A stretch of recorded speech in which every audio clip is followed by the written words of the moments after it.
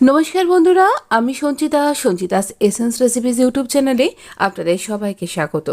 মাছের একটা special recipe, Bhaiphonta special রেসিপিও আপনি বলতে পারেন। কিন্তু এটা যে কোনো উৎসবে, পুজো পার্বণে বা স্পেশাল কোনো গেস্ট আসছে সেই দিন এই ফিশ কোরমা রেসিপিটা আপনি তৈরি করতে পারবেন। এটা আমি রুই মাছ দিয়ে করেছি রেসিপিটা। আপনি কিন্তু কাতলা মাছ, ভেটকি মাছ, আর মাছ, এইসব মাছ দিয়ে কিন্তু করতে পারবেন। ভীষণ সুন্দর খেতে লাগবে, অবশ্যই ট্রাই করতে পারেন। গরম ভাতে জাস্ট দুর্দান্তভাবে জমে যাবে, এটুকুনি বললাম। চলুন আমরা রেসিপিটা খুব সহজেই দেখব। কিছু টিপস আর ট্রিক্সের মাধ্যমে এটা শেয়ার করব, যেটা আপনার কাছে খুব হেল্পফুল বলেই মনে হবে। খুব সহজেই রান্নাটা, অথচ একদম বিয়েবাড়ির সাথে বা রেস্টুরেন্ট স্টাইল। আমরা মাছটা ভালো করে ধুয়ে নিয়েছি, বেছে টেছে। এবার এর মধ্যে নুন দেব, একটু গোলমরিচের গুঁড়ো দেব। গোলমরিচের গুঁড়োর সাথে আপনি যদি এই দিয়ে একটুখানি ম্যারিনেট করব, মিনিমাম 20 মিনিট ম্যারিনেট করে রাখাটা দরকার। তাহলে পরে মাছের মধ্যে এটা মশলাটা ঢুকবে। তারপর সাদা তেলে আমি এটা ভেজে নিচ্ছি। আপনি ইচ্ছা করলে এর মধ্যে একটু ঘি অ্যাড করতে পারেন, তাহলে আরও বেশি ভালো টেস্ট হবে। একদম হাই ফ্লেমে মাছটাকে কিন্তু ভাজতে হবে। প্রথমে পাত্রটা ভালো করে গরম করে নিয়েছি, তারপরে তেলটাকে ভালো করে গরম করেছি, তারপরে মাছটা ছেড়েছি। কিন্তু না হলে আমাদের মাছটা তলায় আটকে দলা পাকিয়ে যেতে পারে। মাছটাকে একটা পিঠ দুটো পিঠ ভালো করে ভেজে নিয়ে তারপরে কিন্তু আমি এটাকে তুলে নিলাম।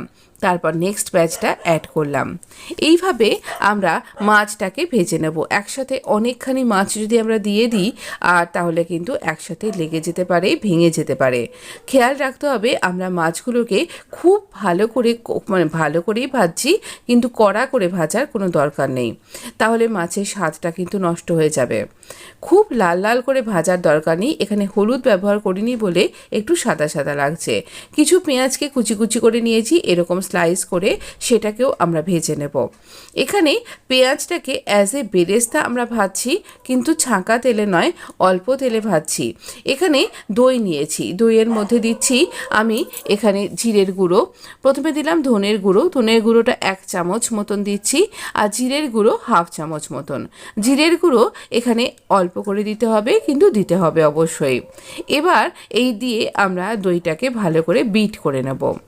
এখানে একটু চিনিও দিয়ে দিচ্ছি, তাহলে দইয়ের টকের সাথে একটা ব্যালেন্স ক্রিয়েট হবে, আর ভীষণ সুন্দর খেতে হবে।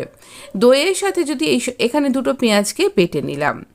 এবার কড়াইটাতে আমি এরকম তেলটা গরম করতে দিয়েছি আবার নতুন করে, তো দিয়ে এখানে দিয়ে দিচ্ছি একটুখানি গ্রিন কার্ডামম, আর দিচ্ছি একটুখানি কয়েকটা ক্লোভস। তো এই দুটো মশলার গন্ধ ভীষণ সুন্দর লাগবে। পেঁয়াজ বাটাটা দিয়ে দেবো, আর দইয়ের মধ্যে যে মিশ্রণটা মিশিয়েছি, যে মশলাগুলো, এইভাবে দইয়ের মধ্যে মিশিয়ে যদি আপনি অ্যাড করেন, তাহলে দইটা আপনার ফেটে যাবে না। এখানে নুন দিয়ে দিলাম পরিমাণ মতন। দইয়ের মধ্যে আমরা নুন দিইনি, শুধু চিনি দিয়েছিলাম, আর ধনের গুঁড়ো, জিরের গুঁড়ো দিয়েছি, তবে পরিমাণ মতন। পেঁয়াজটাকে মানে বাটা পেঁয়াজটাকে খুব ভালো করে আমাদের ভেজে নিতে হবে। পেঁয়াজ যতক্ষণ পর্যন্ত না ভাজা হচ্ছে ততক্ষণ অবধি এটাকে ভাজতে হবে। তারপরে এই দইয়ের মিশ্রণটা খুব ভালো করে আমরা ফেটিয়ে নেব, নিয়ে এর মধ্যে অ্যাড করব। পেঁয়াজ যেন কাঁচা না থাকে, আর দইটা যেন ভালো করে ফেটিয়ে নেওয়া হয়। আর রুম টেম্পারেচারে থাকা দই কিন্তু ব্যবহার করবেন, ফ্রিজ থেকে বার করেই কিন্তু দিয়ে দেবেন না, তাহলে দইটা ফেটে যেতে পারে। এবার ভালো করে আমরা এটাকে কষিয়ে নেব। একদম মিডিয়াম আঁচে আমরা প্রথমে রেখেছিলাম, তারপর এটাকে কষিয়ে নিলাম। দেখুন আমাদের দই ফেটে যায়নি কিন্তু। যখন এরকম দইটা ভালোভাবে কষানো হয়ে যাবে, তারপরে পরিমাণ মতন জল অ্যাড করব। যে পাত্রটায় দইটা নিয়েছিলাম সেই পাত্র থেকেই আমি পরিমাণ মতন জল নিচ্ছি। এতে মশলাটা লেগে রয়েছে, দইটাও লেগে আছে বলে। এবার খুব বেশি ঝোল ঝোল হয় না এই রান্নাটা, একটু গা মাখা মাখা হবে।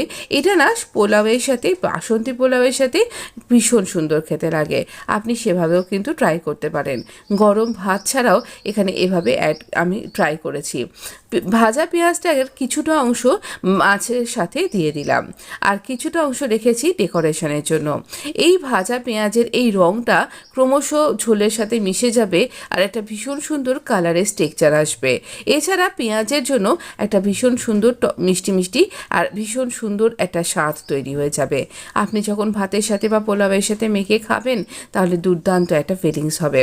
এবার খুব ভালো করে ফুটে যাবে আর ঝোলটা একটু ঘন ঘন হবে। দেখুন আমাদের ঝোলের যে দইটা সেটা ফেটে তো যায়নি, উপরন্তু অনেক বেশি সুন্দর হয়েছে। কিন্তু আমরা এই রকমভাবে মাছের রেসিপি কিন্তু তৈরি করে নিতেই পারি। খুব ইজি একটা রেসিপি, অথচ খেতে হয় দুর্দান্ত। যারা পুজোর দিনে একটু স্পেশাল কিছু খুঁজছেন, ভাইফোঁটায় আপনার দাদা বা ভাইকে স্পেশাল কিছু খাওয়াবেন বলে মনে করছেন, তাহলে অবশ্যই এই রেসিপিটা ট্রাই করতে পারেন। খুব বেশি ঝামেলার ব্যাপার নেই, অথচ খুব সুন্দরভাবে এটা তৈরি হয়ে যায়। ভিডিও ভালো লাগলে অবশ্যই লাইক শেয়ার সাবস্ক্রাইব করে পাশে থাকতে কিন্তু ভুলবেন না। একটু কমেন্ট করে জানান আপনার কেমন লাগছে আমার রেসিপিগুলো, আর এই ধরনের রেসিপি আপনি দেখতে চাইছেন কি না সেটাও আমাকে জানাবেন।